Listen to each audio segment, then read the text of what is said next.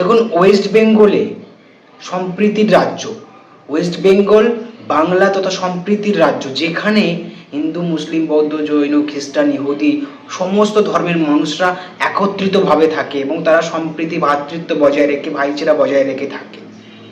কিন্তু এই সম্প্রীতিটাকে ভেঙে ফেলছে রাজনৈতিক দল, এবং সব থেকে ভূমিকা বেশি পালন করছে, নোংরা ভূমিকা পালন করছে, সেটা হলো শুভেন্দু অধিকারী। আপনারা কি শুভেন্দু অধিকারী যে সম্প্রীতি নষ্ট করছে, আপনারা কি সমর্থন করেন?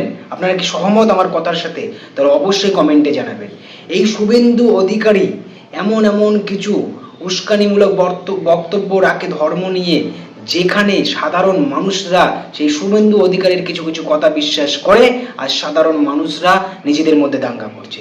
আজ বাংলার সম্প্রীতি আজ খারাপ হয়ে যাচ্ছে। যে বাংলায়, যে পশ্চিমবাংলায় কোনো মুসলিম মারা গেলে তাদের কবরস্থানের জায়গাটা এক হিন্দু ভাই দেয়, এবং যে হিন্দু ভাই মারা গেলে তাদের শ্মশানের জায়গাটা কোনো এক মুসলিম ভাই দেয়, সেই পশ্চিমবঙ্গে, সেই বাংলার মাটিতে আজ খুনাখুনি রক্তাক্ত হচ্ছে। সেই সম্প্রীতি ভেঙে, সেই ভ্রাতৃত্ব বজায় রেখে আজ আমরা পশ্চিমবাংলার মানুষ থাকতে পারছি না, শুধু হিন্দু মুসলিম লড়াই করে যাচ্ছি। আমাদের সবাইকে ইউনিটি হতে হবে, ইকুইটি হতে হবে, এবং আমাদের পশ্চিমবাংলাকে সম্প্রীতি রাজ্য করে দেখাতে হবে।